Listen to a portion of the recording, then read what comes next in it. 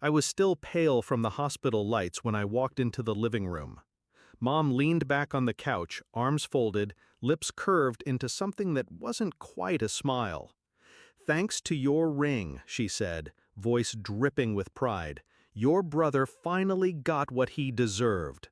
I laughed. Not loud, just sharp enough to cut through her self-satisfaction.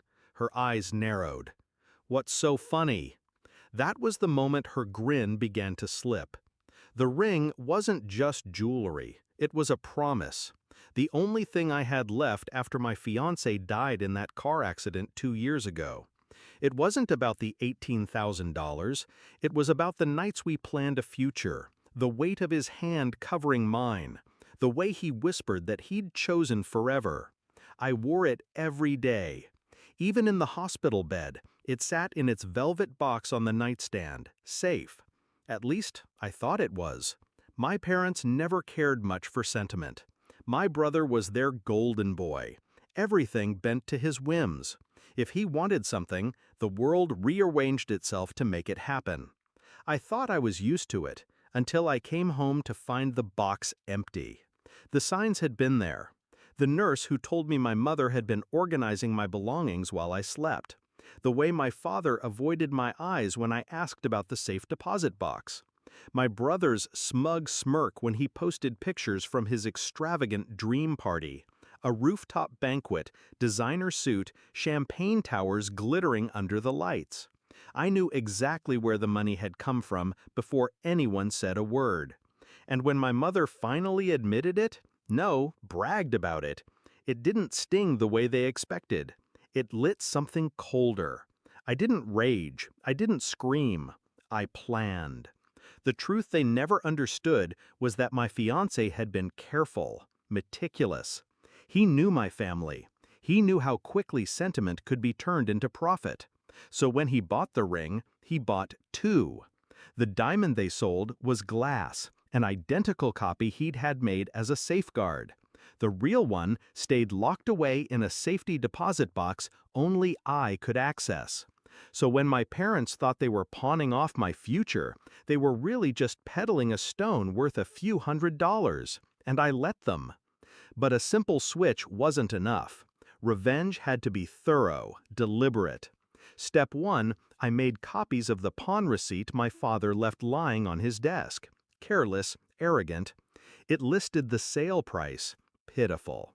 Step 2, I reached out to the bank, transferred the real diamond to a new safe box under a trust name they'd never connect to me, watched the clerk seal it away, untouchable. Step 3, I started talking. Casually at first. At a family gathering, I mentioned the ring, how my parents had sold it, how generous I thought it was of them to sacrifice my future for my brother's temporary thrill.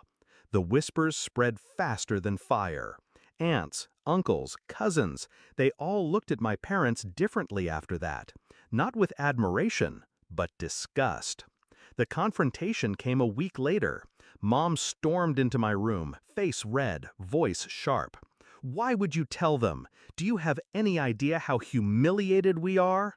I closed my book slowly, savoring the silence before I answered. "You humiliated yourselves." Her mouth opened, but no sound came. For once, she didn't have a retort.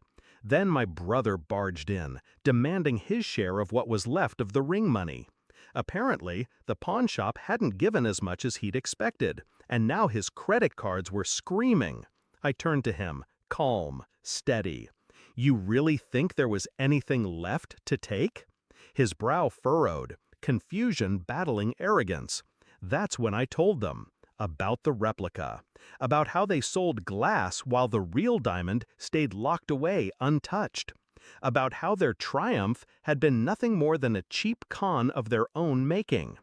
The silence that followed was perfect. Mom's face drained of color.